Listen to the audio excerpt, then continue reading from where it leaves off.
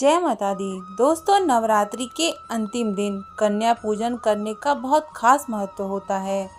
इस दिन माँ दुर्गा की पूजा पाठ करने और 9 कन्याओं की पूजा करने के बाद ही व्रत का पारण किया जाता है। ऐसा करने से साधक को देवी की विशेष कृपा प्राप्त होती है और जीवन में सुख समृद्धि आती है। इस बार नवरात्रि का आरंभ 22 सितंबर को हुआ है और तृतीय तिथि 2 दिन होने के कारण अष्टमी 30 सितंबर व नवमी 1 अक्टूबर को पड़ रही है। कुछ लोग अष्टमी के दिन नवरात्रि के व्रत का पारण करते हैं और कुछ लोग नवमी के दिन। यही कारण है नवरात्रि के अंतिम 2 दिन बहुत विशेष होते हैं। ऐसे में आइए जानते हैं कि कन्या पूजन की विधि क्या है, शुभ मुहूर्त और इसके नियम क्या हैं। दोस्तों, आमतौर पर नवरात्रि की अष्टमी और नवमी तिथि के दिन साधक कन्याओं को भोग लगाकर व्रत का पारण करते हैं। शास्त्रों के अनुसार नवरात्रि के प्रथम दिन से लेकर अंतिम दिन तक आप कन्याओं को भोग लगा सकते हैं। वहीं नवमी और अष्टमी तिथि पर ऐसा किया जा सकता है। अगर आपको 9 कन्याएं ना मिल पाएं तो 3, 5 या 7 कन्याओं को भी भोजन करा सकते हैं। साथ ही एक लड़के को भी कन्याओं के साथ भोजन कराना चाहिए, जिसे बटुक भैरव भी कहा जाता है।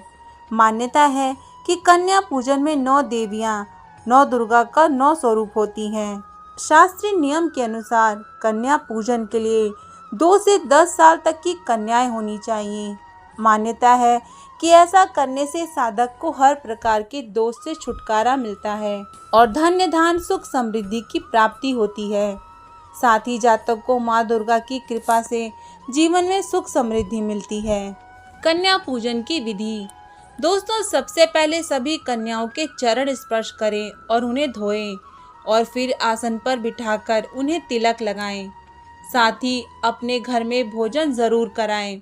कन्या पूजन में कन्याओं को उपहार में आप लाल वस्त्र दे सकते हैं। यह रंग माँ दुर्गा को बेहद प्रिय है। ऐसे में इस रंग का इस्तेमाल करने से शुभ फल की प्राप्ति होती है। वस्त्र के अलावा आप लाल रंग की चुनरी भी उन्हें दे सकते हैं। साथ ही एक फल भी उपहार के तौर पर अवश्य दें। उसके लिए केला, अनार, सेब आदि लिया जा सकता है।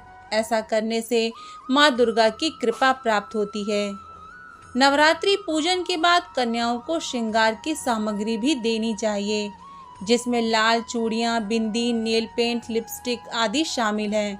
मान्यता है कि कन्याओं को जीरा या चावल भी कपड़े में बांध कर देना चाहिए। ऐसा करने से घर में सुख समृद्धि बनी रहती है। इस बार 30 सितंबर मंगलवार के दिन अष्टमी तिथि रहेगी। पंचांग के अनुसार 29 सितंबर सोमवार को शाम 4:32 से लेकर अष्टमी तिथि प्रारंभ होगी और 30 तारीख को शाम के 6:07 पर इसका समापन होगा। इसके बाद से ही यानी 30 तारीख के शाम को ही 6:08 से नवमी तिथि का प्रारंभ हो जाएगा। इसके बाद 1 अक्टूबर बुधवार के दिन शाम के 7:02 पर नवमी तिथि का समापन होगा। ऐसे में अष्टमी 30 सितंबर और नवमी 1 अक्टूबर को रहेगी। अष्टमी तिथि और नवमी तिथि पर सुबह से लेकर शाम तक कन्या पूजन किया जा सकता है, लेकिन शास्त्रों के अनुसार दिन के पहले भाग में यानी दोपहर के 12 बजे से पहले कन्याओं को भोजन कराना सबसे शुभ माना जाता है। दोस्तों, आज की इस वीडियो में इतना ही। आशा करती हूँ कि मेरे द्वारा दी गई हुई जानकारी आप लोग को पसंद आई होगी। अगर आपको आज का ये वीडियो पसंद आया हो तो हमारे इस चैनल को सब्सक्राइब करें, वीडियो को लाइक शेयर करें, कमेंट बॉक्स में जय माता दी ज़रूर लिखें।